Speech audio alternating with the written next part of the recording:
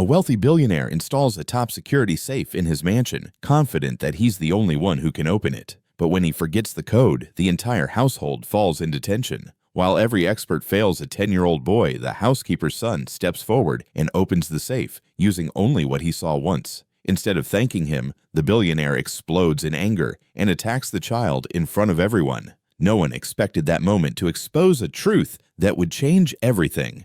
Before we go back, let us know where you're watching from, and subscribe because tomorrow I've got something extra special for you. The safe arrived on a clear morning, the kind of morning when the sky looked wiped clean and the sunlight bounced off every shiny surface of the Johnson estate. 2 trucks rolled up the long driveway, tires crunching on the gravel. A pair of delivery men in blue coveralls stepped down, stretching their backs before opening the rear doors. Inside the truck sat something that did not look like it belonged to ordinary people, a tall steel gray box with thick hinges and a heavy door that seemed to swallow the light. They wheeled it up the stone steps on a metal dolly, muscles straining, boots scraping. The front doors of the mansion opened before they even rang the bell. Tom Johnson stood there, already dressed for the day. He wore a dark suit that fit him like it had been sewn on while he slept, his gray hair cut close, his jaw clean-shaven. He barely looked at the delivery men's faces. His eyes went straight to the safe, and his mouth twitched into something close to a smile. "Careful with that," he said, even though they were being careful. His voice was low and firm, the kind of voice that expected people to move faster. "Yes, sir." One of the men puffed, pushing the dolly across the polished floor. The mansion swallowed them in silence. Light poured through tall windows and fell across marble floors, glass railings, and expensive artwork that hung in the halls. A faint citrus scent from some hidden air freshener followed them as they rolled the safe down the hallway toward Tom's office. Inside the office looked more like the control room of a small empire than a simple workspace. A wide glass desk sat near the windows with a view of the manicured lawns and trimmed hedges outside. 2 computer monitors glowed softly on the desk, even at this hour. On one wall stood built-in shelves lined with books and awards. On another wall, a space had been cleared, fresh drywall reinforced and painted a calm white, waiting for the safe. The men eased the safe into position with slow, careful movements, grunting under the weight. "Right there," Tom said, "flush with the wall. I don't want any gaps." "Yes, sir." They adjusted, pushing and pulling, the sounds of metal and effort echoing in the room. One of the men wiped a sleeve across his forehead, leaving a faint streak of dust. Tom stood with his hands behind his back, watching like a man inspecting a sculpture he had ordered. His eyes were sharp, but there was something else there too, an odd, hungry satisfaction. "Look at that," he murmured. "Beautiful." The lead installer turned to him, catching his breath. "You chose a serious unit, Mr. Johnson. Waldus Ultra Resistance Class 7, top of the line." "I know exactly what it is," Tom replied. "Let's go over the terms again." They stepped aside to the desk. The installer pulled a thin folder from his bag and spread out several pages of paperwork. The edges of the paper were neat and square, not a crease in sight. "As you requested," the man said, tapping one of the pages, "there is no backup code, no master key, no factory override. The combination exists only in your control. So, if I forget it," Tom asked. "If you forget it," the man said carefully, "that's the end of it. We cannot open it without destroying the contents. And even that would be questionable. It would likely be impossible." Tom's mouth curved in a hard line. He reached for the pen without hesitation. "That is what I want," he said. "If I misplace my own mind, that's my problem, but no one else. No one gets in there." He signed his name in a quick practice stroke. Tom Johnson. The letters flowed fast and confident, like he had been signing away other people's wishes his entire life. The installer watched him, then added his own signature, then another form. "We just like to make sure you understand the risk, sir. Once this is done, we can't help you later." "Good," Tom said, handing the pen back. "I don't pay people to keep doors open. I pay them to close them." He turned and looked at the safe again. In the quiet of the office, the thing seemed to hum with importance. Inside it would go bonds, cash, passwords, account numbers, documents that could lift or bury a company. $200 million in value stored in one box that would never be opened by anyone who did not know the right numbers. Behind his calm face, a thought passed like a shadow. "No board will ever hold this over me. No government, no partner. No one can reach in here but me." He felt taller just standing in front of it. Outside the office, the hallway stretched long and clean. The sound of voices inside was muffled by the thick door, unheard by the woman who walked past a few minutes later carrying a small basket of folded towels. Rose Stevenson moved with quiet steps, her soft-soled shoes barely making a sound on the polished floor. Her uniform was simple dark slacks, a pale blouse, her hair pulled back. In her mid-30s, her face still held traces of the girl she used to be, but long days and worry had softened the edges of her smile and left faint lines near her eyes. Beside her, half a step behind, walked her 10-year-old son, Peter. He wore a plain t-shirt and jeans, his sneakers clean but worn at the edges. His eyes were what most people noticed first, big, dark, and sharp, always moving, always taking in everything. At that moment, they were on the towels his mother carried, counting the folds, tracing the tiny frayed thread on one corner. They had started their day in the small staff kitchen on the first floor long before the safe arrived. The kitchen was narrow, with beige walls and a humming refrigerator that had a slight rattle every time the motor kicked on. The air smelled of coffee toast and cleaning chemicals, the familiar morning scent of work. Rose stood at the counter, leaning slightly as she spread peanut butter on 2 slices of bread. The jar made a soft scraping sound as she dug the knife in. Beside her, on the little table pushed against the wall, sat Peter's lunchbox lid, open and waiting. "You want an apple or banana today?" she asked, glancing back at him. He was sitting on a chair, heels not quite reaching the floor, swinging his legs gently. He shrugged one shoulder. "Apple," he said. "The green one. They crunch better." She smiled a little at that and reached into a plastic bag, picking out a Granny Smith. As she washed it under the tap, she checked the clock above the microwave. Almost time. "Okay," she said, drying the apple with a paper towel. "We've got 10 minutes before we start. Eat your toast now, not later. You know how it gets if it sits." He nodded obediently and reached for the first piece she handed him. The toast was too big for his hand. He had to grip it with both. His fingers were long and slim like hers. Rose wiped the counter, moving with speed and habit. Every motion had a purpose. The morning rush never really went away, even when the house was quiet. She set the last things in place, then turned to him.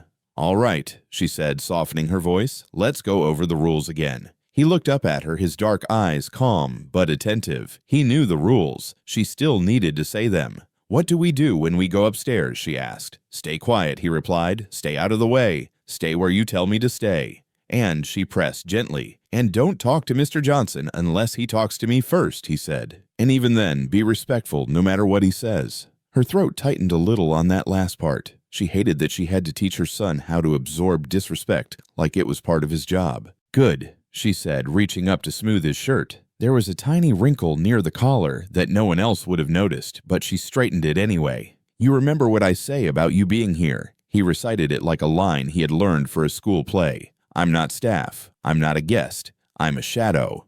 Her heart pinched. "A quiet shadow," she corrected softly. "Just until school opens back up. Then you can go back to being a kid full-time." He nodded, his eyes searching her face. "I know." She cupped his cheek for a moment, her hand warm against his cool skin. "I'm sorry you have to come with me like this." He chewed and shrugged. "It's okay, Mama. I like watching things. It's like a movie. Just without sound." She let out a low breath that might have been a laugh. She picked up the lunchbox, handed it to him, and took the basket of towels. "Come on," she said. "Let's go be invisible." The mansion always felt colder than their apartment, even when the air conditioner wasn't turned up high. It was not a harsh cold, more like the chill in a museum where everything was polished and distant, and nothing belonged to you. As they moved through the hallways, the soft squeak of her shoes and faint rustle of fabric were the only sounds they made. Sunlight poured through big windows, landing in perfect rectangles on the floors. The house smelled clean and faintly floral, a contrast to the bleach and mop water of the staff areas. They were passing the wide doorway to the main hallway outside the office when Tom appeared for the first time that day. He came out of his office quickly, walking with purpose. His steps were sure, his shoulders straight. He held a tablet in one hand and a phone in the other, his eyes already on the screen. He almost walked past them without seeing. Almost. His gaze lifted and snagged on them. For a moment, his expression did not change at all. Then his eyes narrowed. Rose stopped so fast her shoes made a soft scuff on the marble. Her heart gave a jump. She shifted her body slightly in front of Peter, not enough to be obvious, but enough that he was partly shielded by her shoulder. "Good morning, Mr. Johnson," she said quietly. He gave her a brief nod. Rose. His eyes moved to Peter. They paused, traveling from his face to the lunchbox in his hand, then down to his shoes. There was no curiosity in his gaze, only annoyance, as if he were looking at a piece of furniture someone had left in the wrong hallway. "I thought," Tom said slowly, "that we discussed the matter of children in work areas." His tone was not loud, but it had weight. "Yes, sir." Rose replied, keeping her eyes near his shoulder rather than his face. "The school is still closed. I didn't have anyone else to watch him. He stays out of the way. He doesn't touch anything."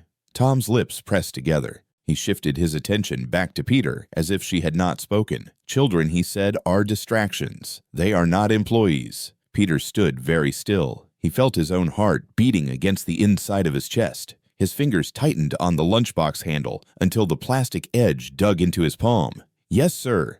Rose said again, "I understand."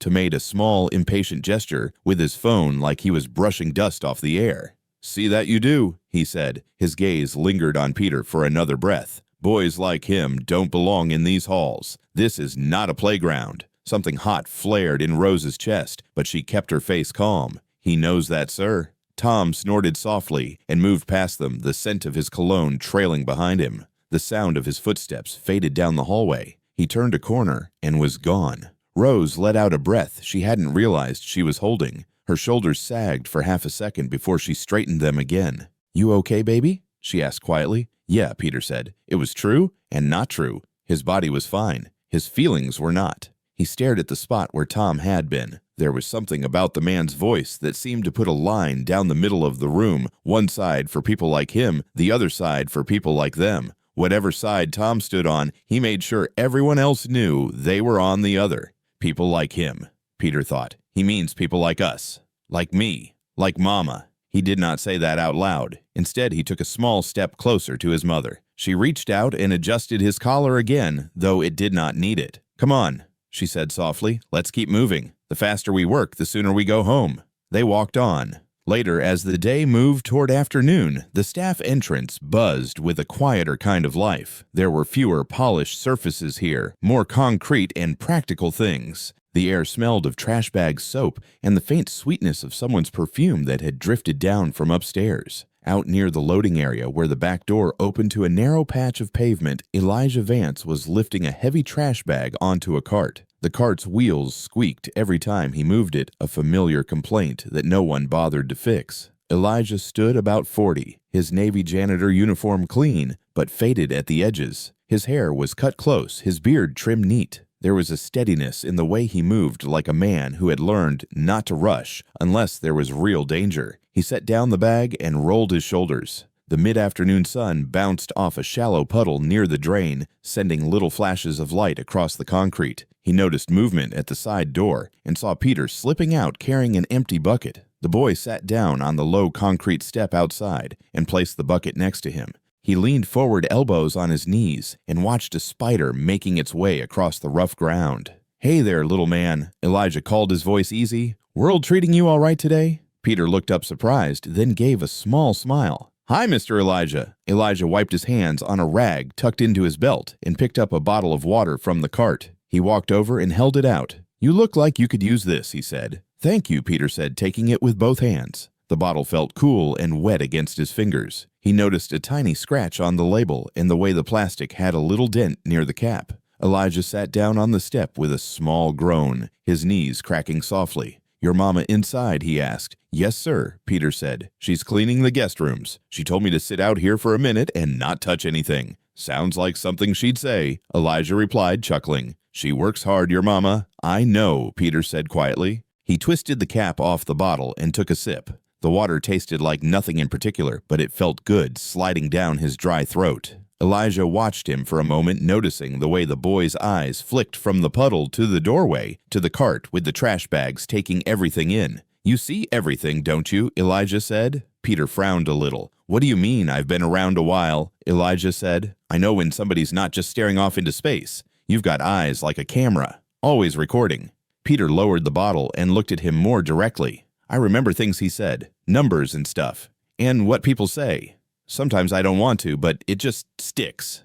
"Yeah," Elijah said, interest brightening his eyes. Like what Peter thought for a second. He pointed back toward the door. "The bulletin board next to the staff room," he said. "The schedule has Miss Lena on Monday and Friday for laundry, mister. Pete on Tuesday and Thursday for lawn maintenance, and you on every day for trash." He paused. "The break room fridge cleaning is the first Wednesday of every month at 3, but nobody does it." Elijah blinked, then laughed, his deep chuckle rolling out into the warm air. "You got me on that last part," he said. "We all pretend we don't see that note." Peter smiled, shy but pleased. "Does it ever turn off?" Elijah asked. "That memory of yours?" Peter shook his head. "No. It's like every day is written on a page in a book, and I can flip back and see it. I remember what people wore, what they said, what they were holding, even if it didn't seem important." He hesitated, then added, "Sometimes it makes my head feel full." Elijah studied him, seeing not just a quiet kid,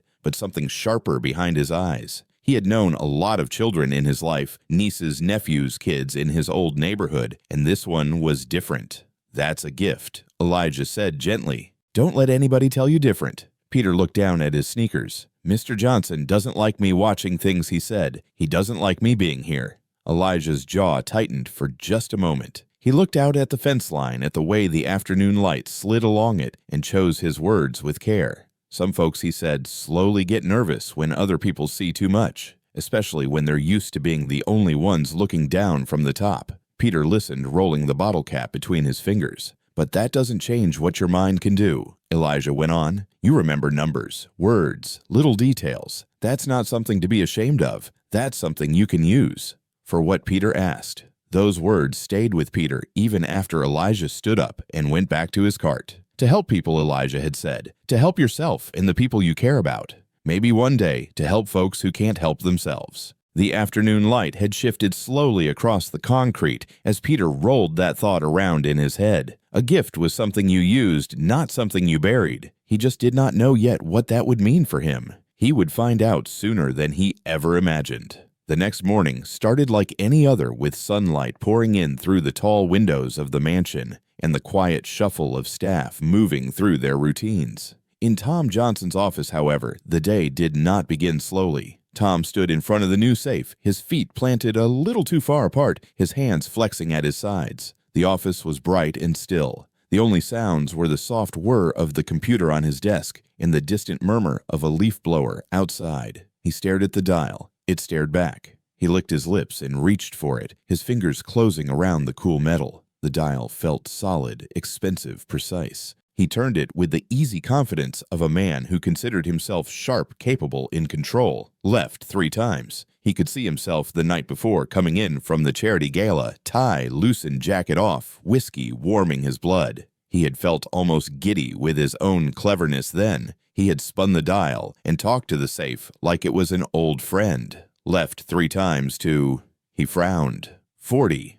Something. He turned the dial anyway, letting it circle once, twice, 3 times. The numbers rolled past 20, 30, 40, 50. The little tick mark lined up with 42. No, that's not right. He tried again. The feeling of certainty he expected did not come. His mind felt like a room with a light just about to flicker on, but it stayed dim. Left 3 times to 47, he muttered, almost grasping it. Was it 47? He turned the dial to 47 and paused. His jaw tightened. Right 2 times. His fingers moved the metal smooth under his skin. The dial clicked softly as it passed each number. He watched it line up with 23. 23, he breathed. That sounds right. Left once more. He tried to summon the numbers from the fog. 90. Something.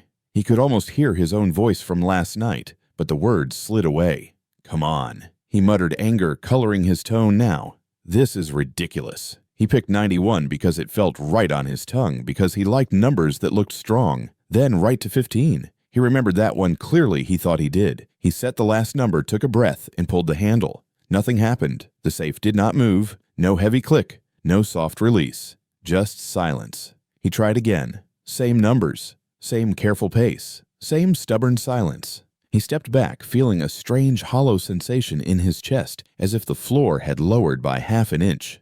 It's just the hangover, he told himself. You had more to drink than usual. Your brain will catch up. Sit down. Eat breakfast. Come back. He walked over to his desk and picked up the small silver bell he used to call for staff. He rang it once, a bright, clear sound that cut through the quiet.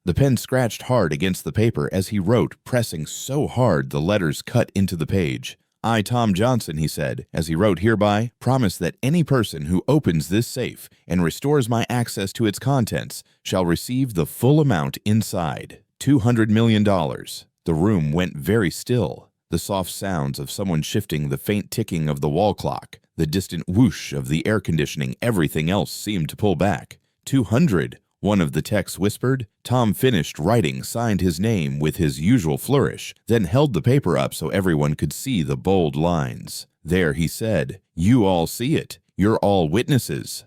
Sasha's eyes narrowed slightly. She pulled out her phone and, without making a show of it, snapped a quick photo of the paper. "Mr. Johnson," she said, "are you sure you want to put that in writing?" "I am," he said. $200 million to whoever opens it. I don't care if it's one of you or a janitor or a kid off the damn street. Open the safe, and it's yours." He tossed the pen down. It bounced once and rolled toward the edge of the desk. Rose felt Peter go very still beside her. The numbers in his mind flared bright again. 4723, 9115, 200 million. He looked up at his mother. Her face had drained of color. Her fingers gripped the handle of the cleaning cart so tightly her knuckles were white. His stomach fluttered. His chest felt tight. 200 million. That was more money than he could really picture, but he could picture what it could do. A better apartment, a safe neighborhood, his own room with a desk by the window. His grandmother in a better facility getting the care she needed,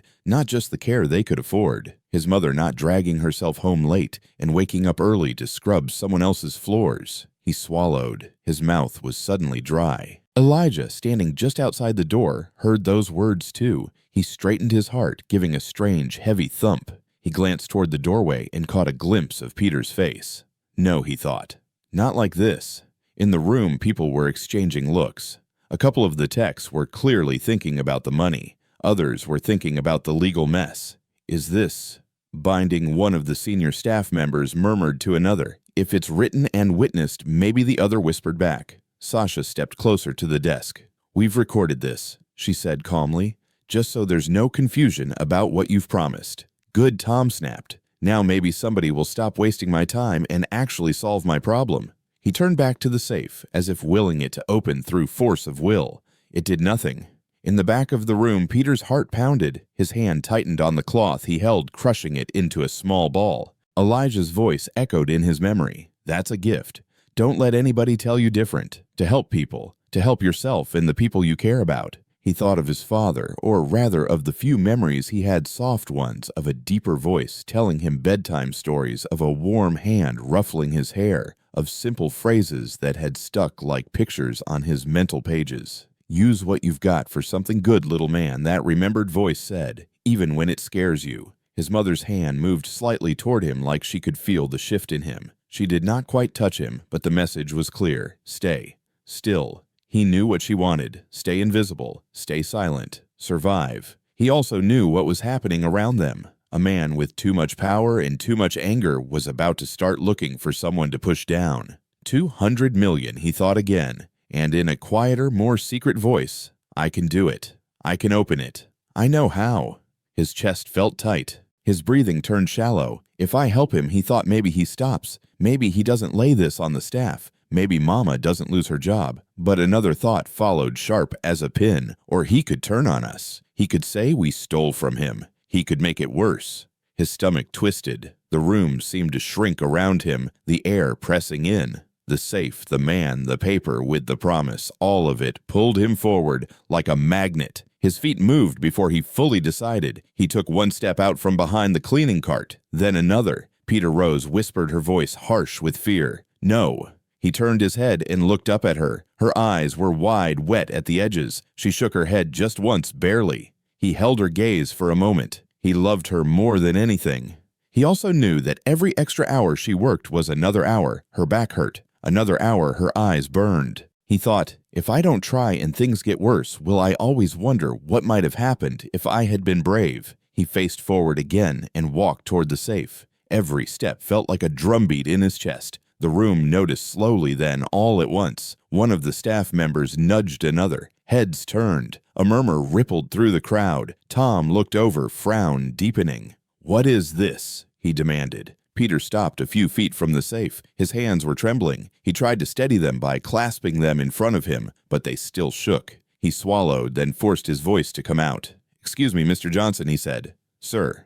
The word sir felt strange and heavy, but he used it. There was a long pause.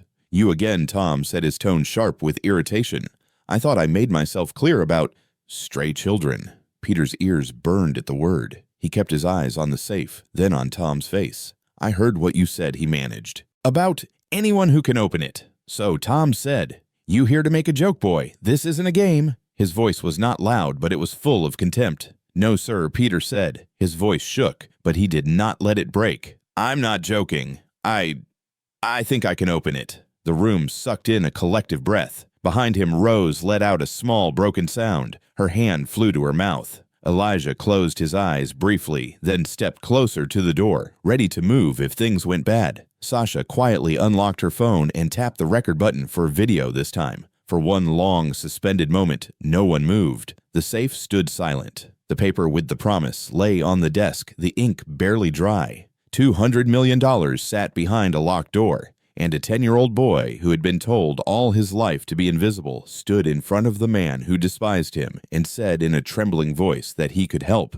Peter did not breathe for a moment after the words left his mouth. The room did not breathe either. It felt as if the whole world had paused to see what would happen next. Tom stared at him, blinking once slowly like his brain was struggling to accept what his eyes were seeing. Then his mouth twisted into a humorless, sharp-edged smile. "You," he said, pointing at the boy as if pointing at a misplaced tool. "You think you can open my safe?" Peter wet his lips. "Yes, sir." The sir came out soft, almost swallowed by the air around them. Tom let out a short laugh, not amusement, but disbelief mixed with contempt. It was the kind of laugh that said, "You are beneath my notice." "You must be out of your mind," Tom said. "You must think I'm desperate enough to let a child who shouldn't even be in this wing of the house, touch something worth more than your entire life." Nobody spoke. Even the air conditioning vent above seemed to quiet down. Rose took a step forward. Her face had gone pale, and her breath shook as she whispered, "Peter, please."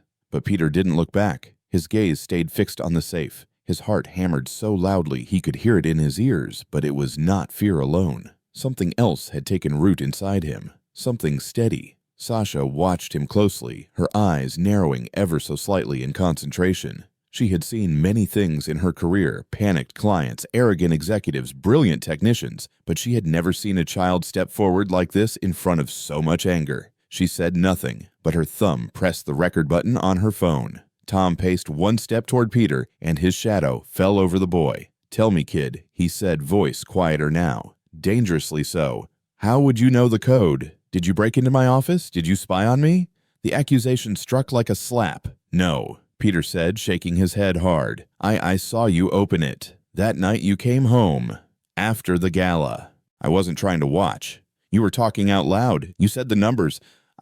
You what?" Tom barked. "I just saw," Peter said, "and I remembered. You expect me to believe that?" Tom shot back. "You expect me to believe some child with nothing better to do than lurk in my hallways, some welfare case your mother drags around like baggage, has the mind to memorize a $70,000 combination lock." Behind him, Rose sucked in a breath. Elijah's hands curled into fists at his sides. Peter swallowed hard. His voice trembled. "I remember things. I just do." Ridiculous, Tom spat. He turned away as if to dismiss the boy, but something stopped him. Perhaps it was the silence of the room. Perhaps the weight of the witnesses who had seen him put the promise in writing. Perhaps the fear of losing everything inside that safe. He spun back around, eyes narrowing. "Fine," Tom said. "Fine. You want to embarrass yourself? Go ahead. Try." Rose stepped forward again, voice breaking. "No," but Sasha gently caught her arm. Her eyes, calm and firm, said, "Let him choose." Elijah moved closer too, standing just behind Peter now, not crowding him, but anchoring him like a steadying hand, even though he didn't touch him. Tom gestured sharply toward the safe. "Well, go on," he said. "Open it. Let's see your little magic trick." Peter took a step forward. His sneakers made a faint squeak on the polished floor. He took another step, then another. When he reached the safe, the steel door loomed in front of him like the wall of a fortress. The dial sat in the middle, cool, heavy, waiting. He reached out his hand and paused. His fingers trembled in the air just inches above the metal. In that moment, a memory rose up without warning. A quiet kitchen warm light, the smell of oatmeal and cinnamon. His father, or maybe it was his grandfather. The memory was fuzzy, like an old photograph, leaning down with a smile. "You've got a mind like a lantern, son," the gentle voice said, "bright enough to light your way. Don't let the world tell you to dim it." The memory settled over him like a warm blanket. Peter exhaled, and then slowly he placed his fingers on the dial. The coldness of the metal jolted through his skin. He lifted his chin slightly. Everybody in the room leaned in. Left 3 times to 47. He turned it slowly. The dial clicked faintly under his fingertips. His thumb brushed across each number as it passed. His breathing leveled. 1 circle, 2, 3, click, 47. Right 2 times to 23. He reversed direction. The world around him faded. There was no Tom, no fear, no witnessing crowd, only numbers. Click, 23. Left to 91. He turned again. The dial glided under his small hands. 91. And finally, right to 15. His heart thudded once hard. 15. He stopped. He put his hand on the safe handle. Time seemed to stretch like a thin thread. Then he pulled. The door opened with a deep, heavy ka-thunk, a sound like the earth itself exhaling. People gasped. A few even stepped back in shock. Rose let out a soft, choked cry and covered her mouth with her hands. Elijah closed his eyes briefly, a quick, wordless prayer of thanks or awe or both. Sasha let out a quiet breath she didn't realize she'd been holding and kept the camera steady. Peter stared at the open safe frozen in place. He had done it. He had actually done it. And then the fear came. He turned his head just enough to see Tom. The man's face had gone blank. Not calm, not angry, just wiped clean of emotion like someone had erased him. But it didn't last. Slowly, like the heat rising from asphalt, fury crept up Tom's neck. His jaw clenched. His eyes hardened. Then it happened. He snapped. Tom lunged. His hand shot out, grabbing Peter by the front of his shirt and yanking him backward so violently the boy's feet slipped on the polished floor. "What did you do?" Tom roared, shaking him. "How did you cheat me? How did you break into my system, you little thief? You think you can trick me?" The room erupted. "Let him go," Rose screamed, trying to rush forward, but one of the stunned staff members blocked her path involuntarily. Elijah dropped the bucket he was holding, water splashed across the floor, and sprinted forward. Sasha stepped between Toman and the boy, one hand raised like she could push back a tidal wave. "Mr. Johnson," she shouted. "Stop," but Tom didn't hear anything. He shoved Peter again, his face twisted with rage and panic, and something ugly that had lived in him for years. "You people are all the same," he shouted. "Liars, parasites. You think you can take from me. You think you deserve anything. Tom, stop." Sasha's voice cracked across the room as she reached for Peter's arm. The technician scrambled forward. Rose fought against the hands holding her back. Elijah grabbed Tom's wrist, strong and sure. "Enough," Elijah bellowed. For a moment, everything froze again. Tom, Elijah, Sasha, the crowd, all locked in a perfect, still moment of shock. Tom stared at Elijah, stunned that someone had dared to grab him. "You put your hands on me," Tom hissed. "You put your hands on a child," Elijah said, voice steady. "I'm stopping you." Sasha lifted her phone higher, capturing every second. Other phones appeared too, trembling hands holding cameras, recording, documenting, witnessing. Tom looked around and realized too late what he had done, that he was being filmed, that every racist word, every violent movement, every second of this was no longer secret. But instead of stepping back, instead of calming down, he pushed forward, shoving the boy and knocking Rose to the floor as she finally got close enough to reach for her son. Peter hit the ground hard. Rose hit harder. The sound of her body striking the floor echoed. Mama Peter cried as he crawled toward her, but Sasha and Elijah were already between them, now holding Tom back as he thrashed. "Get off me. You don't know who you're dealing with," Tom howled. Sasha's voice sliced through the chaos. "Everyone here is witnessing who you are, Mr. Johnson." It took 3 technicians to finally pull Tom toward the far wall. He fought them red-faced, panting, shaking with rage. Sasha knelt beside Rose, helping her sit up. Rose's hand shook as she held Peter against her chest. She ran her palm over his hair again and again, whispering, "You're okay. You're okay, baby. You're okay." Her voice cracked on the last word. Elijah stood nearby, chest-heaving fists still clenched tight. The safe door swung open behind them, its contents glinting in the overhead lights. Stacks of cash documents, bond certificates, account files.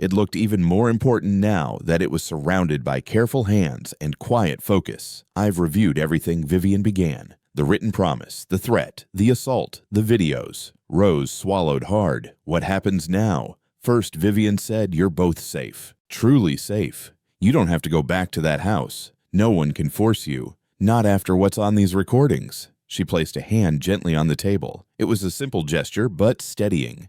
"Second, you need to understand something very important. Your son helped expose major financial crimes yesterday." Sasha nodded, "And the authorities already have what they need." Rose's brows drew together. "Already?"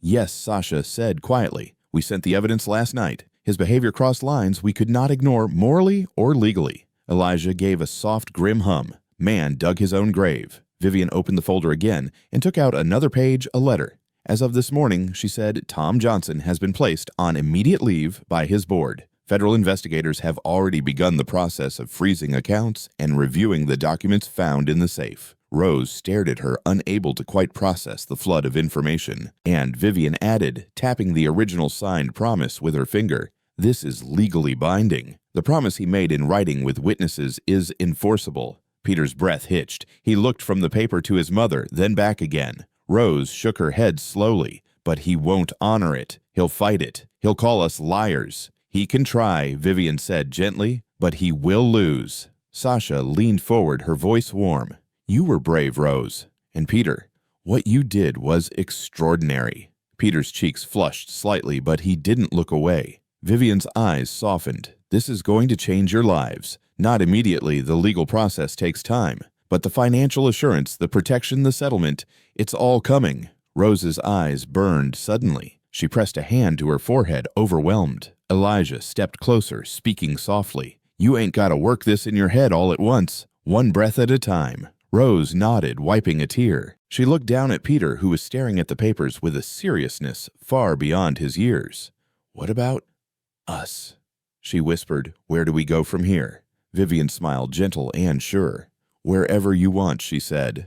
2 weeks later, the Johnson estate looked nothing like it once had. The new owners had already moved in, contractors in overalls, movers shifting boxes, the old furniture hauled away. No more whispering house staff, no more clicking heels of executive guests, no more sharp orders or quick tempers echoing through marble halls. The office where the safe once stood had been emptied. The safe itself, removed by court order, sat strapped to a dolly in the hallway. Technicians were preparing it for transport, now evidence in an ongoing investigation. Peter stood near the wall with Elijah behind him, while Rose and Vivian spoke quietly with the man overseeing the removal. "You okay, kid?" Elijah asked softly. Peter took a moment before answering. "I think so." He stared at the safe, the steel door that had once looked like an unbreakable barrier. Now it looked smaller than he remembered. Just a metal box, not a monster. Sasha approached, clipboard in hand. She smiled at him. "You want to see it one last time?" Peter nodded. He stepped closer. The safe door was ajar, showing empty shelves inside. No money, no documents, only silence. He reached out and rested his hand gently on the cold metal, the way someone might touch the bark of a tree they'd known since childhood. It was colder than he remembered. A soft memory flickered his father's voice once more from a time his memory still held in fragments. "You're made of stronger things than any Locke son." Peter's fingers curled slightly against the steel. He whispered, barely audible, "You don't scare me anymore." Rose heard him, her breath caught not with sadness but with a warm, glowing pride. Vivian waited by the door, giving him time. Sasha nodded once in quiet respect.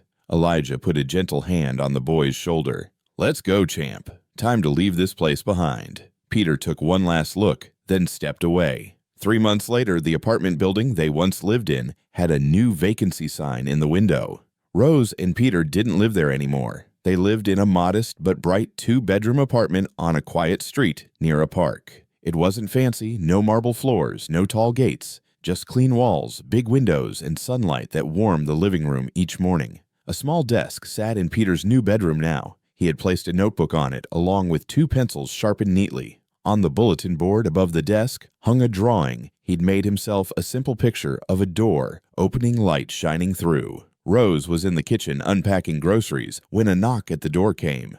Elijah entered with an armful of canned chili and a loaf of bread, grinning like someone arriving for a holiday. Told you I'd bring something, he joked. You always do, Rose said, smiling warmly. Come on in. A moment later, Vivian arrived, still in her red suit, carrying a stack of documents neatly tied with a ribbon, the finalized settlement. Behind her came Sasha, dressed in casual clothes, for once, hair down, a small bag of cookies in hand. Peter lit up. You all came at the same time. Well, Vivian said with a shrug, we thought we'd check on you. Make sure you're settling in. Elijah placed the food on the counter, and to bring chili. That's important business. Sasha laughed softly, shaking her head. Rose looked around the room at the people who had stepped into their lives when everything fell apart. Her eyes grew warm. You're all family now, she said. The room went quiet, a warm, content quiet, the kind that fills a home, not just a house. Later that week, Peter stood in the neighborhood community center, surrounded by younger children. Their chairs were pulled up to folding tables, pencils rolled back and forth, homework sheets fanned out like little paper wings. He taught a girl how to do long division. He showed a boy how to remember a list using pictures in the mind. He laughed when someone asked if he was a math wizard. I just practice a lot, he said. Anyone can learn this stuff. Elijah was in the back, sweeping the floor, humming softly to himself. Vivian arrived with a box of after-school snacks. Rose came in with a warm smile, placing water cups on the table. Sasha stopped in, leaning in the doorway with her arms crossed, watching with quiet pride. And Peter, who once tiptoed through silent halls, told to make himself invisible, stood under the bright community center lights, tall for his age, confident in a gentle way, showing kindness as naturally as breathing. He wasn't hiding anymore. He wasn't afraid to be seen. One evening, months after everything had changed, Peter sat on the small balcony outside their new apartment. The sky was painted with the soft colors of sunset, pale orange, gentle purple, fading blue. He had a blank sheet of paper and a pencil. Slowly, neatly, he wrote 47, 23, 91, 15. He looked at the numbers for a long time. They no longer sparked fear, no longer felt heavy. They were just numbers now. He folded the sheet, tore it once, then again, then let the small pieces fall into the trash bag beside him. Rose came to stand in the doorway, arms crossed gently over her chest. What were those numbers for again, she asked softly. Peter looked up at her and smiled a quiet, mature smile that didn't belong to the scared boy who once whispered in the hallways of a mansion. Just an old lock, Mama, he said. I don't need it anymore. She walked over, rested her hand on his shoulder, and kissed the top of his head. The sun dipped lower. A breeze passed. The world settled in soft around them. And the boy who never asked to be seen, who had carried a mind too sharp for a world too harsh, finally felt something he hadn't felt before: peace. Join us to share meaningful stories by hitting the like and subscribe buttons. Don't forget to turn on the notification bell to start your day with profound lessons and heartfelt empathy.